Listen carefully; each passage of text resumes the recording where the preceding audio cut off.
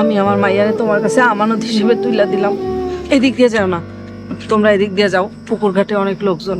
তুই এই পোলার লাগে প্রেম করে বেড়াস?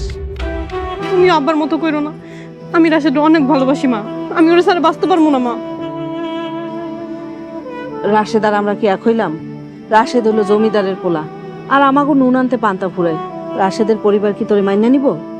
আম্মা, আমি আপনার কথা দিতেছি, আমার পরিবার যদি মাইনা না নেয় আমি সকলকে বুঝাবো, যদি তাও মাইনা না নেয় আমি সকলকে যুদ্ধ করব, তাতেও যদি মাইনা না নেয় আমি পরিবার ছাইড়ে দেবো, তবু আমি তোমারে ছাড়ুম না। তুমি কি সত্যি সত্যি তোমারে ভালোবাসো? আম্মা, আমি বুকে হাত দিয়ে কইতেছি, আমি তোমারে নিজের চাইতে বেশি ভালোবাসি। দেখো বাবা, তুমি হইতাছো বড় লোকের পোলা, তোমাকে লগে আমাকে যায় না, তাই তো আমার বাপ তোমারে অন্য জায়গায় বিয়া দেওয়ানোর আয়োজন করছে। এই মুহূর্তে উনি তোমাকে কোনোভাবেই মাইনা নিব না।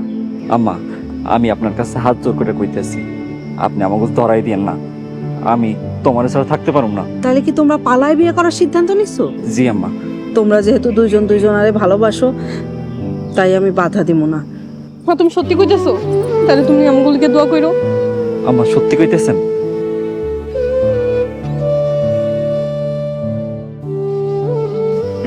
বাবা, আমি আমার মাইয়ারে তোমার কাছে আমানত হিসেবে তুইলা দিলাম। তুমি এই আমানতের খেয়ানত করো না। তুমি আমার মাইয়ারে কখনো কষ্ট দিও না বাবা। আম্মা, আমি আপনার কাছে কথা দিতেছি, আমি কোনোদিন তোমার কষ্ট দেব না, আপনি আমাকে দোয়া করেন। এদিক দিয়ে যাও না, তোমরা এদিক দিয়ে যাও, পুকুর ঘাটে অনেক লোকজন।